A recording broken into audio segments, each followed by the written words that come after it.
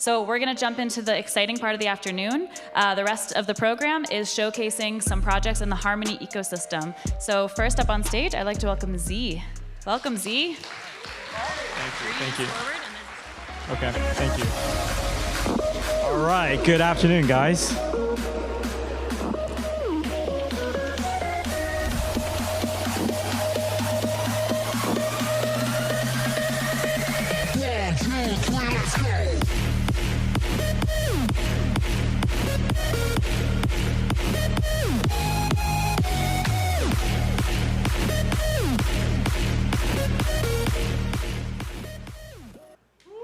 Woo! All right. So the rest of the presentation is not going to be as polished as the video. What I figured what we'd do is just have a casual conversation, the ones that you would normally have, let's say, in a bathroom, right? Such as the little comical take on a slide, right? And this is very much partially the culture and then also the dynamic of blockchain, crypto, and Web3, right? And it's also a little bit nerve-wracking just because in the audience, I see Mark over there, my former Google boss, where I was working there for about 10 years, working on Android, right? Have many good friends, and also including our developer team lead from Vietnam, Ho Chi Minh City, Tin. Nice to meet you again, right, in here. And overall, just one, I do want to summarize. It's very much exciting to be on this journey with Harmony, and I think the core theme for the rest of the afternoon presentation is really more about how do the members within the larger Harmony ecosystem pay it back for the largesse and the generosity they've been given to everyone in the community. And my presentation today is 3 parts. One, showcasing the things that we have learned from the many great presentations from Stephen, from RJ, and also from the various different support that Lee has given us. The second part is really showcasing a quick little demo. It was really just very last minute. I didn't even get a chance to actually really prep, but we're going to do a live demo of the product that we're building on top of Harmony. And then the third part is really more about looking forward into 2022, what we plan to build, what we plan to develop. And as Stephen famously tweeted yesterday, always be writing, always be building. And we're very much excited to start this journey. All right, with that being said, just kind of give a quick summary in terms of our team's interpretation of the evolution of Web 1, Web 2, and Web 3, and why we're excited about Web 3. Many of you guys are probably familiar with the initial introduction of the World Wide Web in 1989 by Tim Berners-Lee. It's very much a static web that really is really more broadcasting based, right? You have a static page, you may have a personal profile that showcases your personal interests. And then fast forwarding to around the late 90s and early 2000s, we had the Web 2, which is the web become very much dynamic. And then probably some of the best examples are YouTube, Instagram, Facebook, even to the larger degree, the Google search engine is very much generated by the users, their content. And then very much the keywords in terms of monetization, the business model is very much based on advertising. But fast forwarding to roughly around 2014, when Gavin Wood actually was the first one to initially coin the term Web3, which is really more about how do we actually make the people the center of the universe, where technology fades into the background and people become the center. And that's the part that we're very excited about, because when it's all said and done, Web3 does offer new affordance and new opportunities to create something better, where we're in the middle, where we actually have the opportunity to create something better. Now, with that being said, it's not all rainbow and sunshine, especially the weather outside today. There are still a lot of problems, right? Many of you guys probably experienced it yourself, where Web3, in the current state, has a lot of growing pains. It's slow to connect. RJ was talking about the finality of the transactions. It's very expensive to use. If you were trying to mint an NFT on Ethereum, you better make sure that NFT is going to be going for several $1,000s. Otherwise, it's going to be having negative ROI. And then there's various other problems. I'm not going to get into too much details of it, but some of them is really important. For example, the psychological block of using Web3 products. A lot of times you shoulder surf someone who's trying to connect their wallet on MetaMask. They're actually very afraid. They're afraid of sending the wrong, am I sending my public address or am I sending my private key?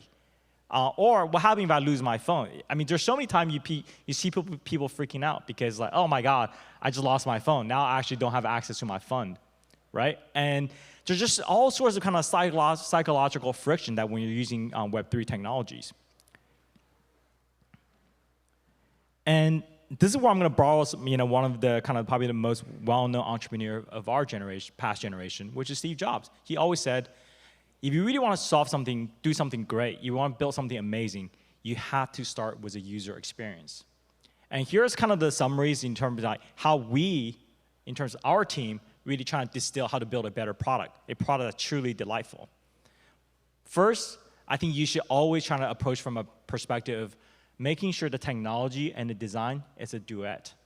They need to talk to each other. The innovation that the Harmony teams bring together actually informs our design teams what's possible, what's capable. And the second thing is really turning sympathy into empathy. Because I think there has been a lot of good conversation about helping the people who are less fortunate. How do we actually help, for example, the kind of the transgender group, the female gender group, to actually help them to actually be part of this larger community. But sympathy is not enough. You actually really have to understand and reciprocate and build products that serves them. And the third one is probably the one that I'm probably most familiar with, and I think is a really good kind of a concept, which is whatever product you're building on top of blockchain, you should always have the ambitious goal to pass the toothbrush test. And I know there are many Googlers and ex-Googlers here. This is a famous test that Larry Page used to talk about. Whatever product you're building that's really, truly amazing, it should be used by everyone at least twice a day. Doesn't matter how old you are, doesn't matter what gender you are. And that's what he calls the toothbrush test. And then the next one I think is also very important in terms of designing an amazing Web3 product, which is the product should be self-explanatory. You should talk to the user. You don't need a complicated user manual. And better yet, if you truly, truly design a product that's truly amazing, the product actually sings to you. It makes you happy. You deliver that little bit of juice that you feel happy looking at it because it's delightful, it's magical. And probably the most important, and I think this is more true, this is kind of more kind of the indigenous to the Web3 product, which is your product should be a reflection not on your company, not about the company who's actually selling you the product. It's more about the ability for you to express yourself. So the product itself, in so many ways, actually fades into the background. And what's in the front, the packaging is actually yourself. It's a reflection of you. And I'm very excited because that just hasn't been possible in a Web2 context. In Web2, it's all about the big technology company dominating the front.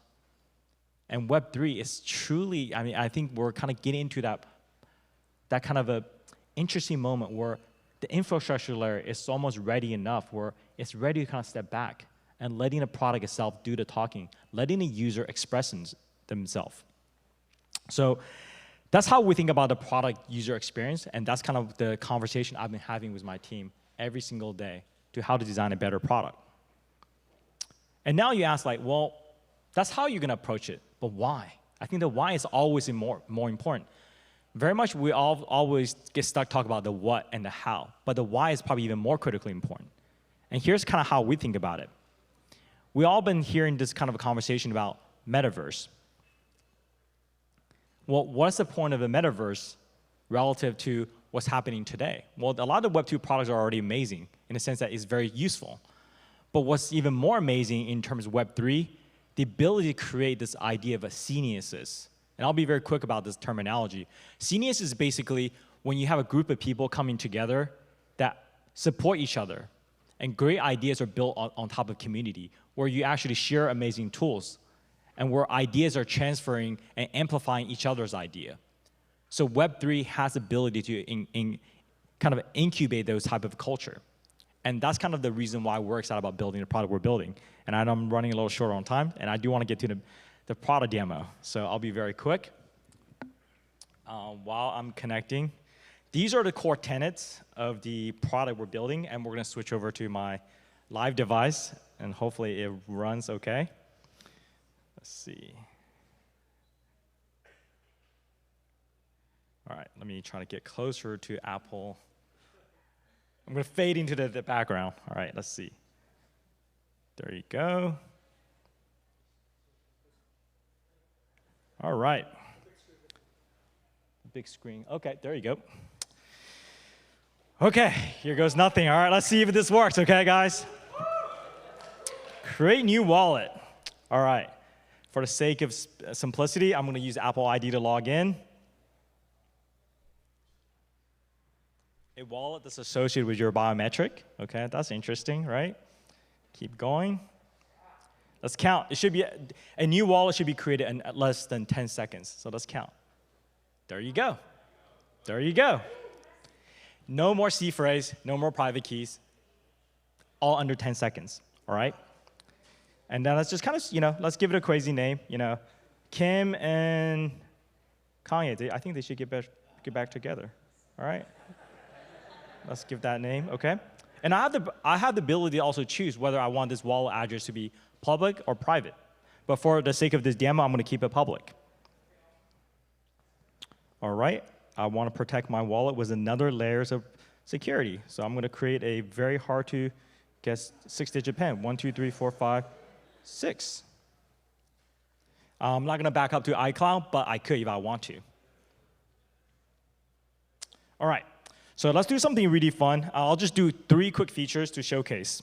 Number 1, I think the primacy of a wallet user interface has been grossly kind of taken in the wrong direction. I think the perfect user interface for a wallet is actually through the usage of chat communication. So the ability to send, do peer-to-peer payments could be completely done through chat.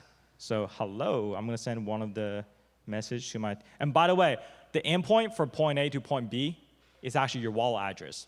So the identity is self-sovereign. You can create multiple wallets and use that as your identity for communication. Sup? All right, let me send me some token. Let's see. Send me money. Now. Because Harmony is fast, right? All right. So actually, I'm going to ask him to send me money. So I will copy my address, OK?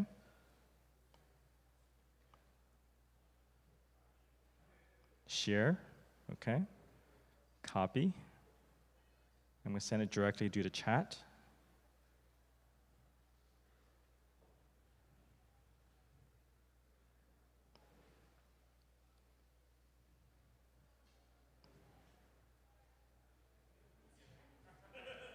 Oh, he's asking why. OK, OK. Get a little sassy, one of my co-founder. OK. I'll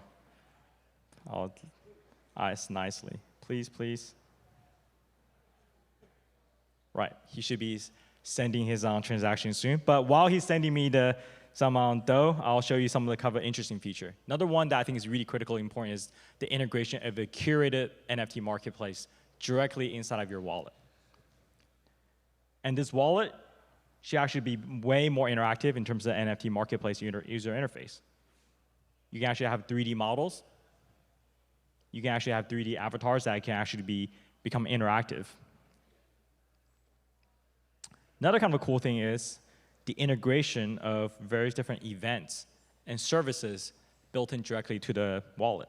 So here, what we have done is curate a bunch of Harmony events. Fortunately, all these events are free, but you can imagine some of these events in the future could be a concert that you can directly pay with your wallet. Oh, it looks like I did get some, Ho-chan did send me $1.97 worth of token. And that was done in less than a minute or so. All right, and then just kind of really quickly just flying through some of the kind of core primitives of what's a good wallet. All the ability to do swap, to do staking are built into this wallet. And on top of that, I think it's even more exciting, the ability to have simple, easy to use fiat to crypto on-ramp. So we've been working on that. Right? Next, all you have to do is basically bust out your Apple Pay, one of your credit cards. You can directly buy some Harmony One tokens, right? So if you want to learn more about, can we switch back to the presentation, please? This is a quick demo already, and I'll wrap it up. I think the next person that will follow after my presentation will kind of go deeper into the details, all the various different securities and the various different kind of integration built into the Harmony chain to make sure this wallet is actually resting on a very solid foundation. So with that being said, we're going to 2022. We're going to be going deeper and deeper down the rabbit hole. Right? There's very different product ideas that women kind of either started in the design phase, and we're very much looking forward to introduce them during ETH Denver. Just kind of quickly highlighting some of them. Whisper, which is a peer-to-peer Web3 chat app. Here, which is called a proof of lat long, which is a proof of attendance, but done directly on top of the Harmony chain. Air, something I'm very excited about, which is this idea of ambient, invisible AR that's built in around you. So you can actually start collecting 3D AR NFTs around the world, everywhere that you go, right? And there's various other initiatives I want to talk more about. So if you want to learn more, feel free to reach out. Take a picture of this QR code. You can schedule a quick calendar chat with me. And very much looking forward to sharing our ideas and also getting feedback. Thank you.